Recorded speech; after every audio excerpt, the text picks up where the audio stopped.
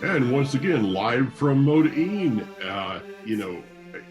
I think there was this time of year, don't we see that there was something kind of like important that came from that little neighborhood you're in? Hello, good morning, afternoon, whatever it is there. Good morning and welcome to Mr. Hanoch's neighborhood again. Here it is, Modine Hanukkah. I would come to you with a sufganiya, a donut in each hand, but no. Mr. Hanoch has to fit into those tiny airline seats. Yes. Now, I happen to know that, Mike, your recent message in North Georgia was centered around hope. Yes. Tikva. Okay. Great. I was filled with hope through the end of last week. Let me explain. Yeah. Last Wednesday, when we recorded, when we finished, I went out for a walk. Again, just to clear this cobwebbed attic up here. That's a long walk. I came back and my phone dinged with a WhatsApp. Mm-hmm. It was from Tourist Israel asking me, Hanoch, are you available to guide tomorrow? Shock and amazement. Now, I learned from 2 weeks prior to that, the disaster of all disasters of biblical proportions, the veritable flood that eliminated humanity. So I said, well, it depends. What tour did you have in mind? This was an all-day walking tour in Jerusalem. Oh. 3 hours in the old city, the rest in the quote-unquote new city. Now, Mr. Hanoch is used to walking around his neighborhood. Walking for 8.5 hours isn't a problem. For most tourists, though, it puts them in a zombie haze. Yeah. But I had 5 amazing people, wonderful people, including one woman who was originally from Colombia, who lives in Dubai, the United Arab Emirates, saying that all of these foreigners that work in Dubai, now that there's a direct flight to Israel, they all want to come. Wow. And they all want a tour guide. And it was like the perfect storm. It was wonderful. And each and every one of the 5 of them tipped me. Wow. Imagine that. Wow. He fell off. 24 hours later. Yeah. And once again, boom, the doors to Israel have been shut to foreigners. Load the gun, place next to temple, and fire. Okay, whatever. Yeah. So people are asking, and I want to be clear to everyone, people are saying, so what about your plans to come to America? The irony of ironies is, except for that very short period in 2020, spring of 2020, when Israel shut Ben Gurion Airport, Israelis, me, have been able to travel all over. Doesn't make sense, but hey, it is what it is. So Hanoch is going to be coming to America. Yes, still coming. How exciting. January and February. Very, very, very exciting. Anyway, it's Hanukkah, boys and girls. It's Hanukkah. By the way, I just want to clear up. I've gotten some emails recently. I think we only have time to maybe touch upon 2 issues or so. One was a few weeks ago, we spoke about the dollar plunging in value compared to the shekel. So people said, wow, Hanoch, you must be doing really good. I'm like, wrong. Our prices remain the same. And for someone like me, who has become a beggar, please, depending upon donations from the United States, that means that every dollar given to me is worth less. Oh man, can it get any worse? Yes, because when I do go back to guiding, wonder of wonder, miracle of miracles, we do hope that will happen, I will have to, believe it or not, raise my rates just to make the same level of money that I made 2 years ago. As we say in Aramaic in the Talmud, no es bueno. This is not good. But okay, so that's that. The other thing was someone said, I'm a little confused. I don't know if you said it or Mike said it. And here it is. Once again, I'm blamed for you, Mike, but that's okay. My shoulders are now broad and I will accept that. Something about, do I think that Hanukkah was really about Greek culture? And is it similar to the United States with kind of woke culture and, with everyone having multiple pronouns? And the answer is absolutely not. This was a choice of be like us or die. Yeah.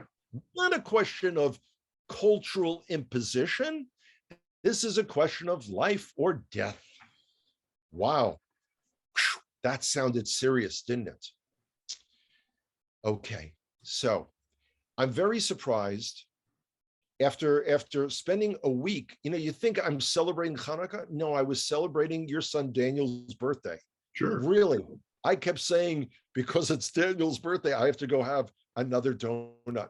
Oh, because it's his son Phineas's birthday, and I love Pinchas. Hey, Mike, loan me your spear for a minute. There you go. I went and had one. It's bad. It's bad. So I need to calm down. I thought that it might be helpful to begin our discussions about, we kind of discuss about, what it is that Jews believe, and not going into that, but more like American Jews, because people study, hopefully, the Second Temple period and just kind of assume that we Jews have multiple sects, S-E-C-T-S, Yeah. sects. And the answer to that is no, we don't. We have, in America, Orthodox, and that would include modern Orthodox, normal-looking people like myself, Haredi, which in America is called ultra-Orthodox, Yeah. and minor variations within them. But understand something. There is no difference in the tefillot, in the prayers they say. There is no difference we don't keep a separate calendar. We read the same Torah portion. It's exactly the same, except people seem to feel within the ultra-Orthodox community that if they dress like penguins or nuns, whichever you prefer, that somehow they are, more pure or whatever. Mm-hmm. That's really what it is. So then you'll say, well, wait a second, aren't there Reform and Conservative and Reconstructionist and Renewal? Well, basically, those artificially named groups are really people who reject halakha. And again, I am not personally comfortable with the term halakha as how you walk it out. Halakha is, Jewish law. Okay. So they don't find it binding. They do what they feel like they want to do. So they have reasons and excuses, not halachic reasons. This isn't like Pharisees, Sadducees, Qumran, Dead Sea sect, Yeshua disciples saying we should be doing this, or we shouldn't be doing this, or we should be washing our hands, or we shouldn't be washing our hands. No, this is kind of like, I don't know, pass the fried shrimp. So let me throw it out to you like this, Hanoch. Sure. So when we talk about the Haredi, ultra-Orthodox, everything, and then conservative Judaism, which there is no such thing as conservative Judaism in Israel, it's really an American thing. It's this big, yes, correct. Yeah. So you have the Reform and all those. Couldn't we really look at it that outside of the Orthodox community, the discussion is about how much of the scripture we ignore? Absolutely. Okay, see, light just absolutely. Now, and again, the light and came again, over me. because let me run Yeah, this. Let me run with this for a moment.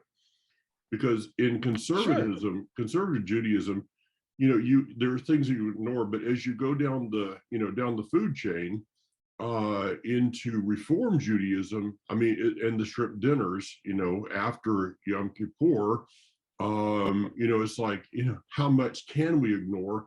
Which basically, if we look at modern day Christianity in America, is the same thing. So you have, it doesn't really matter what system, where you're at. You have people that are serious about their walk and about what they're doing. And then you have others that aren't, Yeah. and it kind of comes down to the statement of the prophet Will Rogers. People change, but not much.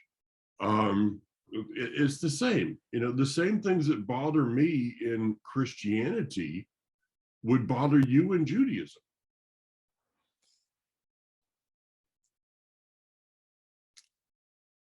I never thought about it that way. And, when I was a kid, there was a difference between the conservative movement in the United States, which at that time was the largest, Mm-hmm. and the reform movement. Mm-hmm. It was viewed by many in the conservative world. And when I was growing up, we belonged to a conservative synagogue. Now, at that time, the conservative movement, which my parents didn't know a thing about, actually believed in Shabbat observance, Mm-hmm. a bit more lax, but actually believed in kosher food. But people joined the conservative synagogue generally when I was a kid because the reform movement was too church-like.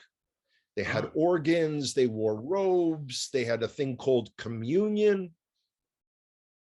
No clue what that was about. Were they Anyway, doing the Seder in King James English? I don't know. I was never invited. Okay. So it's Rav Shlomo Karlbach, who had, what's funny, in Hebrew, it's Karlibach, who has all these great melodies that he developed. Kind of a strange personality on many levels, but he coined the term nothing. I use that expression all the A time. minute. Say that Because again. You people say, cut out. well, Jews for nothing. Okay, got it. So, and again, within the modern Orthodox community in America, there is generally tremendous support for Israel. Many of their children have gone and studied in Israel for a year or two in the gap year between high school and college. But Aliyah is not on the agenda. Mm-hmm. There are growing Orthodox Jewish communities. Houston is one. Atlanta's another one. I love the way I've been, I'm practicing, my English for America. Atlanta. It's like people say, like, where are you going? I'm going to Alabama. Yeah. Like, whoa, I need to fit in. Yeah. I don't want to repeat the situation like those guys down the road from you, with the boiled peanuts, where I walked in and tried to engage them in conversation. And it was like, I was in Mayberry, RFD, not good. No es bueno. Yeah, Right. we're going to have fun in America. Oh, I know. So, let's go into something, and I want to make a kind of a comment without you probably responding to it much, if that's possible. But I know that you were really. I can read into your posts. It's pretty easy for anybody to do it. When you posted the other day that Israel was shut down again, there was numerous people that the first knee-jerk reaction was to post something about the latest conspiracy. Yes. Now, whether you agree with, don't agree with, come up with conspiracies and stuff like that, this is a problem with society, Hanoch. that when you posted about that, I mean, the first thing I thought of is, well, so much for work and going back and meeting people and being able to interact with people and maybe even influence people occasionally. Yeah. But here's this other side that is that's their first reaction. And I saw Right. this also on a post that I got involved in for some silly reason. Somebody posted, how do I observe Hanukkah? Hanoch, the things that were coming out on that was it was not just anti-Jewish, it was anti-Semitic. And these are Oh, I'm messy, sure. some of these are quote unquote messianic people that I know. Okay. And the hatred, and it just dawned on me. I told Kathy this. Hanukkah, whether you want to observe Hanukkah or not observe Hanukkah, hey, that's a personal issue, okay? But if your first reaction when the word Hanukkah is mentioned is to spew an anti-Semitic rant, Yeah. I mean, I posted on there something about, I guess nobody's ever thought about that if it had not been for the Maccabees, that, Antiochus would have killed all the Jews, including a woman named Miriam, and there would not have been a Torah to be restored to. Guess what they did with that post? They deleted it because it did not fit The the narrative. anti-Semitic rant. Yeah. It's just, I mean, we're in the same boat on this thing. And, it's just, it's Absolutely. amazing to me what people aren't thinking about. How will this affect a person? It's just about the latest agenda. They really don't care. When people will write to me and ask really invasive questions about vaccination and they want their view to be heard. Mm-hmm. And when I question, why is it that you're asking me that? Now, of course, I'm baiting them because I know they're going to come back and say it's because we love you. And my response is, it's great that you love me, but do you realize that for 21 months, I've had to go without an income? Yeah. Which means, loans, debt, well, you name it.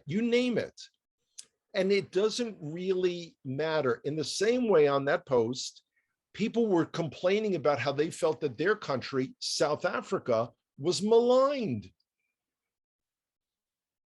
because it was referred to as the South African variant. Well, you know what? I didn't name it. So no es mi problema. It's not my problem. Yeah. And, and well, whatever. Yeah. No reason to talk more about it. Okay. So let's turn. Do you have anything else you want to go to real quick? Other than the fact that here in Israel, there is more and more talk about military options against Iran. Okay. It is getting to the point where it's not on one news source or two news sources. Israel all of a sudden is doing joint exercises with Bahrain and other countries, almost as if there was some allied coalition that may be called into being. I tie it in with the fact that the United Kingdom has declared Hamas a terrorist group. Australia has declared Hezbollah a terrorist group. I don't believe in coincidences any longer. So it's just something to be aware of. Mm-hmm. Anyway, Mike, it's all yours. Okay, so I mean, we can't go through a week right now without mentioning the Torah portions. Please. I mean, these Torah portions that we're in contain some of mutual favorite words that we have of, Yosef saying, "I'm looking for my brothers." And it dawned on me, and I didn't get a chance to teach on this exactly last week. I may go back into it. It says that Joseph was looking for his brothers. The other side of that is his brothers weren't really looking for him. No, they weren't. And when they did see him, it wasn't they were looking, if they were looking for him, it wasn't in a good light. Yeah, I always love reading that. Like, Yeah. should we kill him? Should we sell him into slavery? I don't know. What do Yeah. you guys think? Let's go to Pizza Hut for dinner. Who Yeah. cares? Yeah. And so, when we go through this mutual, we have a few things in our lives that we could tag the words mutual to. Number one is mutual respect. The other two is mutual frustration. There's a thought that I've been kind of running around in my head a little bit, that we may be looking for our brothers, but they're not really looking for us. And so that's the harsh reality, yeah, that I've come to accept after all these years and all these trips. Yeah. Yeah. And there's nothing really you can do with that. You No. just, you've got to walk out your own life, whether that puts you in a pit, in a palace, in a prison, back in a palace. And there's a bit of a formula there, actually, of where restoration will be. There will be moments that it looks like, hey, everything's fine, and then Potiphar's wife shows up. There's a couple of guys with dreams, and wow, it looks like everything's going to be fine. And this week's Torah portion begins with, and after 2 years of solitude, and Joseph not hearing from anybody, all of a sudden he hears the footsteps of the soldiers coming toward him. He doesn't really know what the outcome's going to be. And we live, I think, in this time, Hanoch, that we're the only thing we can do is hang on to the dream. Absolutely. And we have to remain faithful to what we're called to do. Yeah. I'll give you just an example right along those lines. Someone reached out to me, an old friend, and said, I have to tell you, I'm really surprised that you ended United to Restore, the Facebook group. Mm-hmm. And I made sure, to say that the concept remains, but there's no Facebook group. And he said, but you were so high on the idea. What happened? I said, because it's not about me. Mm-hmm. I said, the reality is, for 3 years, United to Restore was suffering from a terminal illness.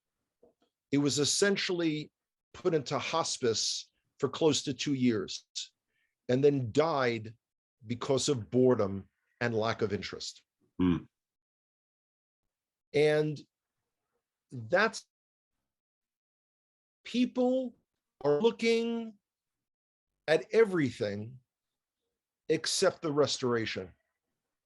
It's not a hair on fire priority. People are far more interested in what's happening in the SEC conference in college football.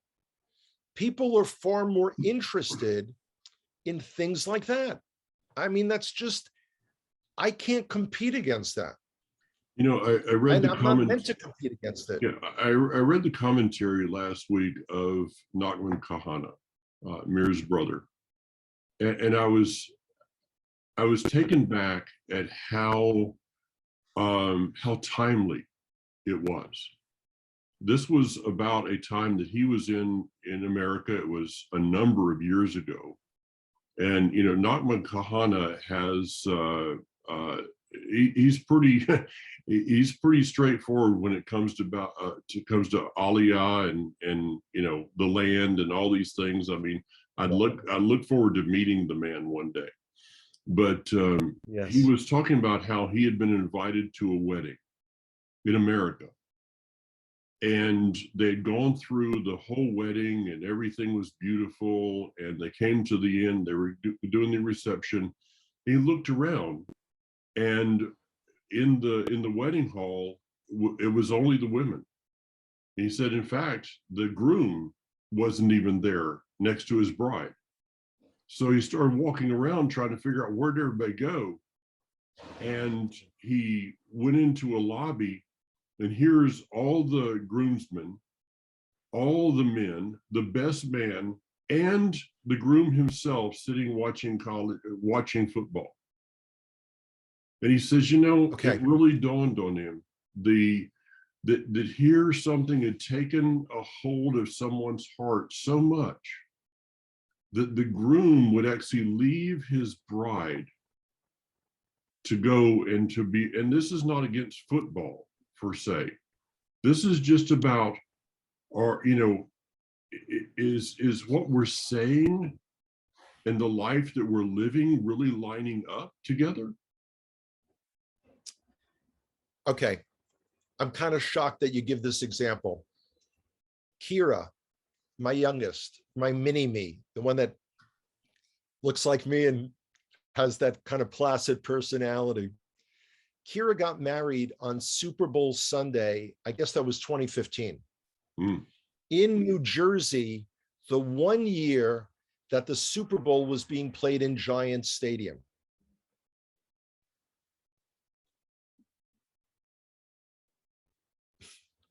Her cousins that were there left early to go to a Super Bowl party. Now, it turns out that's the year that the Seahawks played. I don't remember who they played against. Basically, the game was over after the first 3 minutes. It was lopsided. But I remember, and there were people that didn't come to the wedding because it was Super Bowl Sunday. Mm. Well, and we have an expression here in Israel that we keep using all the term, in milim. I have no words. There's nothing I can say. And we just have to go, you, me, those who care, and continue doing what we're doing, almost like putting on blinders. Yeah, it is, and understanding that this time of the year, Hanukkah, Alexander the Great, he conquered the then known world, not through military strategy, as much as he used entertainment, sports, social, cultural, arts, things like that, and he took people's focus off of what was really important, and that is building relationships between people. I remind people that the Persians allowed the Jewish community to go back to Israel. Mm-hmm. Koresh, Cyrus. By the way, only 48,000 went back. Most stayed in Babylon. Mm-hmm. Okay. Through the Persian Empire, we had no independence, but we had religious freedom.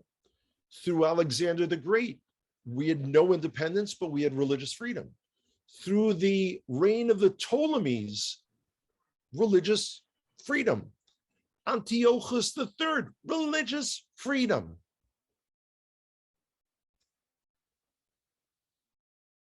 And again, as I remind people, the grandsons of the Maccabees are known through history by their Greek names. Mm-hmm. Their Jewish identity was so tenuous at that point as not to be perceived. Well, okay. On a happy note. There you go. Happy Hanukkah. Happy Hanukkah. Yes, we could sing the Adam Sandler song. Hanukkah is a festival of lights. Now, I'm not going to sing all those. Okay. Yeah. Yeah, well, looking at the sing. Okay. If Kathy was up here, I could see if I could get her to sing the Latka song that is tied to the Flintstones theme, but she's not here, so. We'll just have to do that when I'm in Franklin. Oh man, I'm so excited. Of all my destinations, Of all This the is one gin of them. joints of all the world, Franklin, baby. Out of all your destinations, this is one of them. One of my favorite, my Yeah. most favorite. You're just looking for fish. Maybe I'll even get to meet all the 17 Connor siblings. How amazing is that? I'm sure Really? you'll see a few of them. All right, man. Take care. They can't all be together. Hey, by the way, I saw a news report out of Israel that someone choked on a donut. So I want you to take care of yourself. Be careful in eating a donut, you know. Okay. First of all, I'm not eating them, but I believe they need to be chewed. I would never try to swallow one whole. Yeah, Mrs. Young didn't raise that stupid a boy. Yeah. Well, that's for another conversation. You bet. All right. Take care, man. Hanukkah Sameach. Happy Hanukkah, guys. Mwah. See y'all soon. You got it. Bye.